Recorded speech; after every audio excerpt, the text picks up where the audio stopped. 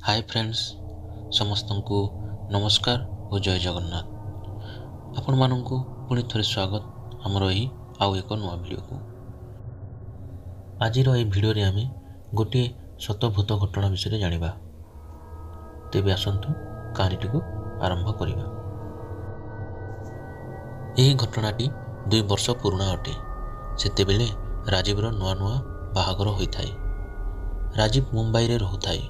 तेणु हनीमून पाई राजीव और ता पत्नी गोवा जीवा पाई स्थिर कले। राजीव रो बाहागर डिसेम्बर मासरे होइथाय। तेणु राजीव तार हनीमून को आहुरी रोमांटिक और मजादार करिबा पाई नुआ वर्ष रे हनीमून जीवा पाई स्थिर कला। 2-3 दिन परे घरे सब पारंपरिक काम सरिबा परे सेमाने गोवा जीवा पाई बाहरिले एवं निज गाड़ी रे ही गोवा जीवा पाई स्थिर कले। राजीव और ता पत्नी नेशनल हाईवे 66 दे गोवा को गले, जहाकू आगरू नेशनल हाईवे 17 मध्य कह जाउतला। राजीव आगरू यही हाईवे विषय रे अनेक गुड़ी अजीब अजीब कथा शुणीथिला, जहाँ लोकों सहित यही हाईवे रे घटीथिला। यही हाईवे को भूतिया हाईवे मध्य कह जाए, किंतु राजीव यही सब कथा गुड़ी को विश्वास करे नहीं। यहा परे राजीव और ता पत्नी नुआ वर्ष दिन द्विपहर खाइबा घरे खाई गोवा को बाहरी पड़ती। तांको यात्रा पाखापाखि 600 किलोमीटर थिला, जहाँ पाई 10 ରୁ 12 घंटा तो निश्चय लगी जीवो। यही नेशनल हाईवे 66 मुंबई रू गोवा दे कन्याकुमारी पर्यंत जाइछि।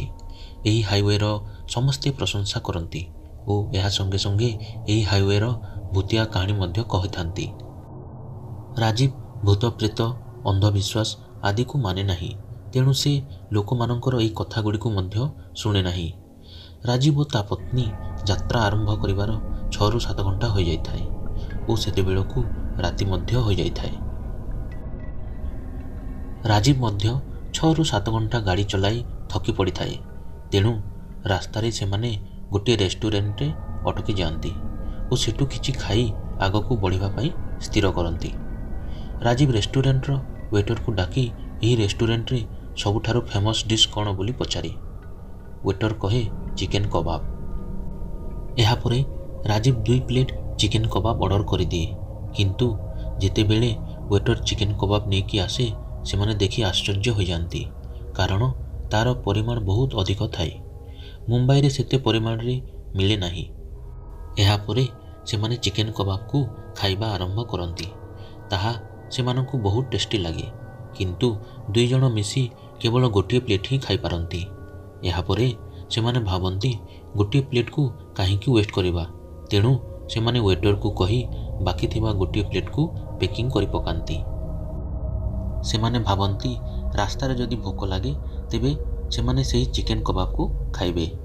यहा परे से माने रेस्टोरेंट बिल पेमेंट करी पुणी थरे बाहरी पड़ती तांको यात्रा को। जीवा समय रे राति प्राय 11:30 पाग टिके खराब हेबाकू लगे। डिसेम्बर रो मास पुणी शीत मास चली थाए। तेणु चारिआडे कुहुड़ी ढांकी हो जाए और शीत मध्य जोर जोर रे बढ़िबाकू लगे। कुहुड़ी जोगु ठीक से किछि देखा मध्य जाउ न थाए। तेणु राजीव को गाड़ी चलाइबा पई मध्य टिके असुविधा हेउथाए। किछि समय परे राजीव को हठात रास्ता मझिरे किए गोटे पड़िथिबार देखिबाकू मिले। राजीव टिके डरी जाए और गाड़ी को बहुत कष्ट रे अटकाई पारे। से टिके डरी जाए कारण से भावे गाड़ी काले ता ऊपर माड़ी न जाऊ। यहा परे राजीव देखिबा पाई बाहर को आसे और ता संगे तार पत्नी मध्य आसे। जेते बेले राजीव पाखकू जाई देखे ताहा गोटे पुराना विंटर जैकेट टे बोधे से रास्ता रे जाउथबा केउ व्यक्तिर अटे, जहाँ रास्ता रे पड़ी जाइछि और से जानी पारे नहीं। यह देखी राजीव पत्नी मध्य टिके हसी पड़े। से माने तांको गाड़ी रू बेसी दूर न थांती। जेते बेले से माने गाड़ी पाखकू आसंती तांको गाड़ी भीतर लॉक हो जाय थाए। से माने बहुत आश्चर्य हो जाती, कारण गाड़ीटी किपरि आपे आपे लॉक हो पारे। से माने गाड़ीटी को खोला तो छाड़ी के जाइतिले, आपे आपे किपरि लॉक हेबो यह भाभी से माने बहुत आश्चर्य हो जाती। वर्तमान से माने बीच सड़क रे लॉक गाड़ी सहित गाड़ी बाहर थांती। ରାଜୀବ ଭାବେ ଏତେ ରାତିରେ ତ କିଏ ଗାଡ଼ିର ଲକ୍ ଖୋଲିବା ପାଇଁ ଆସିବ ନାହିଁ। ତେଣୁ ସେ ପାଖରେ ପଡ଼ିଥିବା ଗୋଟିଏ ପଥର ଆଣି ଗାଡ଼ିର ସାଇଡ୍ ଝରକାର କାଚକୁ ଭାଙ୍ଗିଦିଏ ଓ ହାତ ଭିତରକୁ ପଶାଇ ଗାଡ଼ିର ଲକ୍କୁ ଖୋଲି ପକାଏ। ଏହାପରେ ରାଜୀବ ଯେମିତି ସେହି ପଥରକୁ ଫିଙ୍ଗିବାକୁ ଯାଏ, ତାର ପତ୍ନୀ ଗାଡ଼ିରେ ବସିବାକୁ ଯାଏ। ଯେମିତି ସେ ଗାଡ଼ିରେ ବସେ, ତାକୁ ଲାଗେ ସତେ ଯେପରି ତା ମୁହଁକୁ କିଏ ଗୋଟେ ନଖରେ ରାମ୍ପୁଡ଼ିବାକୁ ଲାଗୁଛି। ଏହାପରେ ସେ ଗାଡ଼ିରୁ ବାହାରକୁ ବାହାରି ଆସେ। ଗାଡ଼ିରୁ ବାହାରକୁ ଆସି ରାଜୀବକୁ ସେହି କଥା କୁହେ। ତାପରେ ରାଜୀବ ଗାଡ଼ି ଭିତରେ ବସିକି ଦେଖେ, ତାକୁ କେହି ଦେଖାଯାଆନ୍ତି ନାହିଁ, କିନ୍ତୁ ତାକୁ ମଧ୍ୟ ଲାଗେ କିଏ ଯେମିତି ତା ମୁହଁକୁ ନଖରେ ଜୋର ଜୋରରେ ରାମ୍ପୁଡ଼ୁଛି। ଏହାପରେ ରାଜୀବ ମଧ୍ୟ ଗାଡ଼ିରୁ ବାହାରକୁ ବାହାରି ଆସେ। ଦୁଇଜଣ ବହୁତ ଡରିଯାଆନ୍ତି ଓ ଡରରେ ଗାଡ଼ିରୁ ଦୂରକୁ ଭାଗିବାକୁ ଲାଗନ୍ତି। ସେମାନଙ୍କୁ ଲାଗେ ଏହା କୌଣସି ଅସାଧାରଣ ଘଟଣା ନୁହେଁ।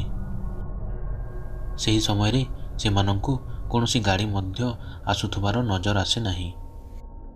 ଏହାପରେ ସେମାନେ ଧୀରେ ଧୀରେ ଆଗକୁ ଯାଆନ୍ତି। କିଛି ଦୂର ଯିବା ପରେ ସେମାନଙ୍କୁ ଗୋଟିଏ ଛୋଟିଆ ହୋଟେଲଟେ ଦେଖାଯାଏ। ସେମାନେ ସେହି ହୋଟେଲକୁ ଯାଇ ତାଙ୍କ ସହିତ ଘଟିଥିବା ଘଟଣା କହନ୍ତି। ଏହା ଶୁଣିଲା ପରେ ସେହି ହୋଟେଲର ରିସେପସନରେ ଥିବା ଗୋଟିଏ ଲୋକ କହେ, ନ୍ୟାସନାଲ ହାଇୱେ 66କୁ ଭୂତିଆ ହାଇୱେ ମଧ୍ୟ କୁହାଯାଏ, ଯେଉଁଠାରେ ଏମିତି ଘଟଣା ସବୁ ଘଟିଥାଏ। ଲୋକମାନେ କହନ୍ତି ଏହିଠାରେ 3ଟି ଏମିତି ଅଦୃଶ୍ୟ ଚୁଡ଼େଲ ବୁଲନ୍ତି, ଯେଉଁମାନେ ନନଭେଜ ଖାଇବା ପାଇଁ ଏମିତି ଘଟଣା ସବୁ ଘଟାଇଥାନ୍ତି। ତେଣୁ ଏହି ରାସ୍ତା ଦେଇ ଗଲାବେଳେ କେହି ହେଲେ ସାଙ୍ଗରେ ନନଭେଜ ନେଇ ଯାଆନ୍ତି ନାହିଁ। ଏହାପରେ ସେହି ହୋଟେଲର ୱେଟର କହେ, ଆପଣଙ୍କ ପାଖରେ ମଧ୍ୟ ନନଭେଜ ଥାଇପାରେ, ତେଣୁ ଏହିପରି ଘଟଣା ଘଟିଛି। ଏହା ଶୁଣିଲା ପରେ ରାଜୀବକୁ ମଧ୍ୟ ସେହି ଚିକେନ କବାବ କଥା ମନେ ପଡ଼ିଯାଏ, ଯାହାକୁ ନ ଖାଇପାରିବାରୁ ସେମାନେ ପ୍ୟାକିଂ କରି ସାଙ୍ଗରେ ଆଣିଥିଲେ। ଏହାପରେ ସେହି ହୋଟେଲର ରିସେପସନରେ ଥିବା ଲୋକଟି କହେ, ଆଜି ରାତିରେ ଆପଣ ଏଇଠି ରହିଯାଆନ୍ତୁ ଓ ସକାଳ ହେଲେ ଚାଲିଯିବେ। ତାପରେ ରାଜୀବ ଓ ତା ପତ୍ନୀ ସେହି ରାତିରେ ସେହି ହୋଟେଲରେ ରହିଯାଆନ୍ତି। ତା ପରଦିନ ଯେତେବେଳେ ସେମାନେ ହୋଟେଲର କର୍ମଚାରୀମାନଙ୍କ ସହିତ କାର୍ ପାଖକୁ ଯାଆନ୍ତି, ସେମାନେ ସବୁ ଆଶ୍ଚର୍ଯ୍ୟ ହୋଇଯାଆନ୍ତି। ଗାଡ଼ିର ସବୁ ଜିନିଷପତ୍ର ଏପଟେ ସେପଟେ ବିଛାଡ଼ି ହୋଇ ପଡ଼ିଥାଏ, କିନ୍ତୁ କୌଣସି ଜିନିଷ ଚୋରି ହୋଇନଥାଏ।